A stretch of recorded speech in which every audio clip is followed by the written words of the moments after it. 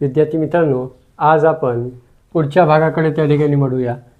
मागच्या व्हिडिओमध्ये आपण ए ई आय ओ यू या स्वरांचा उच्चार कसा होतो, त्याचे वेगवेगळे उच्चार कसे होतात आणि त्या उच्चारासोबत व्यंजन लावल्यानंतर त्याचा उच्चार कसा निघतो, या सर्व बाबी त्या ठिकाणी बघितलेले आहे.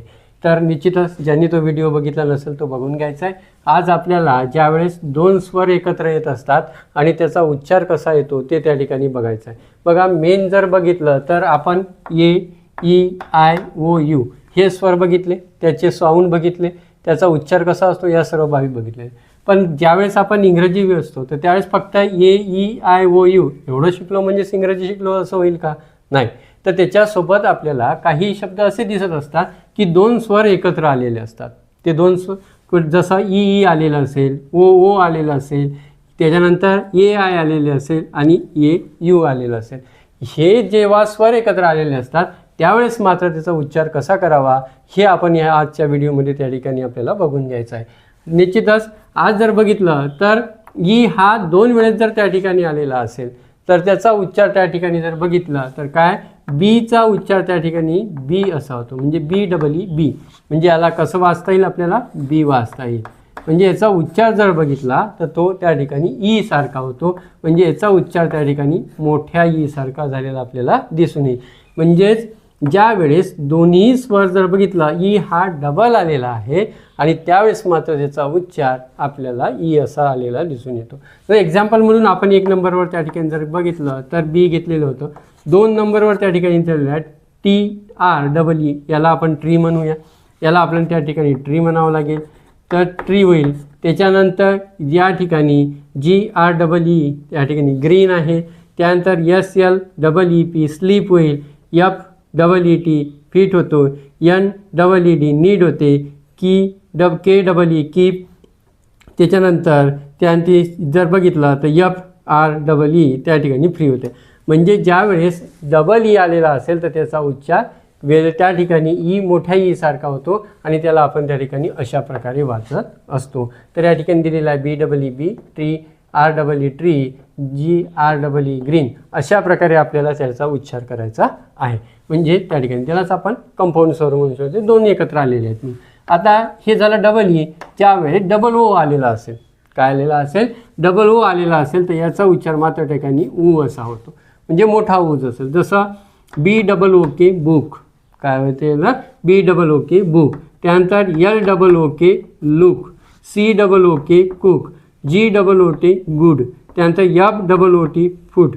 त्यानंतर M double O N moon, S C H double O A school. त्यानंतर R O double O M त्या ठिकाणी रूम आणि T double O T H truth. अशा प्रकारे आपल्याला त्या ठिकाणी ज्या वेळेस स्वर म्हणून दोन ओ आलेले असेल, म्हणजे डबल ओ आले असेल तर त्याचा उच्चार मात्र त्या ठिकाणी ऊ असा करावा. त्यावेळेस आपण त्याचं साऊंड जो आहे तो साऊंड व्यवस्थित वाचता येईल. म्हणजे याचा सराव करणं आवश्यक आहे. हे त्या ठिकाणी जर बघितलं तर असे शब्द आपल्याला त्या ठिकाणी घ्यायचे आणि त्याचा आपण त्या ठिकाणी सराव करू शकतो. त्याच्यानंतर पुढचे दोन स्वर एकत्र केलेले आहे ए आणि आय. ए आणि आय जर आले तर त्याचा उच्चार त्या ठिकाणी कसा होतो ते आपण त्या ठिकाणी, जसं या ठिकाणी दिलेलं आहे रेन, म्हणजे ए त्याचा उच्चार जनरली आपल्याला दिसून येतो. म्हणजे रेन, याला काय करा, rain, train, pained, tail, chair, hair, wait, brain.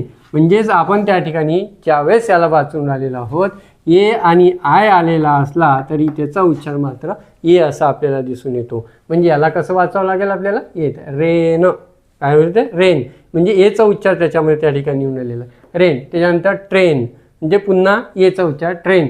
Paint ए आलेला दिसून येतो. टेल, चेअर, हेअर, वेट आणि ब्रेन. म्हणजे ज्या वेळेस दोन स्वर एकत्र आले असेल तर त्याचा उच्चार मात्र त्या ठिकाणी आपल्याला माहीत असणं अत्यंत आवश्यक आहे. तर हा झाला ए. त्याच्यानंतर ए यू जर आलेला असेल तर त्याचा उच्चार त्या ठिकाणी कसा केला जातो, तर त्या ठिकाणी जर बघितला तर त्याचा उच्चार त्या ठिकाणी अ असा जनरली आपण करत असतो. कसा करत असतो, अ करत असतो. जसं या ठिकाणी दिलेले ऑथर, काय आहे ऑथर. त्यानंतर ऑडिओ, त्यानंतर cause, pause, fault, launch, sauce. अशा प्रकारे आपण त्या ठिकाणी याचा उच्चार करू शकतो. म्हणजेच ज्या वेळेस दोन स्वर एकत्र जरी आले त्याचा उच्चार मात्र त्या ठिकाणी आपल्याला एकत्र घेणं अत्यंत आवश्यक आहे. जसं वाचत असताना याला त्या ठिकाणी काय वाचावं लागेल, काय वाचावं लागेल, ऑथर.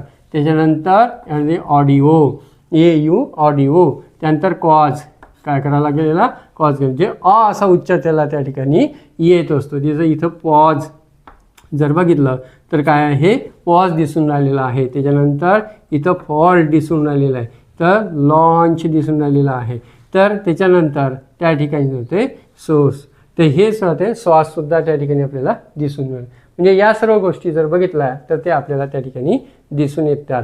अशा प्रकारे आपण त्या ठिकाणी जर बघितलं तर ज्या वेळेस ते काय असेल, कंपाऊंड आलेले असेल, स्वर काय 2 एकत्र आलेले असेल, तर अशा वेळेस आपण त्या ठिकाणी याचा उच्चार जो आहे तो उच्चार त्या ठिकाणी करत असतो. निश्चितच आपण सुरुवातीला AEIOU हे शिकलेलो होतो आणि आज आपण त्याचा पुढचा पार्ट जो आहे काय, तर त्या ठिकाणी ज्यावेळेस डबल स्वर जो आलेला असेल तर त्याला कसं वाचायचं या बाबी आपण शिकलेलो आहोत. निश्चितच तुम्हाला त्या ठिकाणी हे समजलं असतील. आपण 1 बाय 1 सिरीज करून आलो. आजचा आपला हा 4था डेज होता.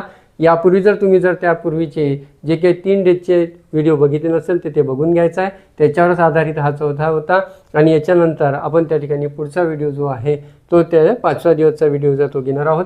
सर्व व्हिडिओ अत्यंत काळजीपूर्वक बघून घ्या आणि इंग्रजी वाचणं या ठिकाणी तुम्हाला येणार आहे. तर निश्चितच आपण पुढच्या व्हिडिओमध्ये त्या ठिकाणी भेटूया. Thanks for watching.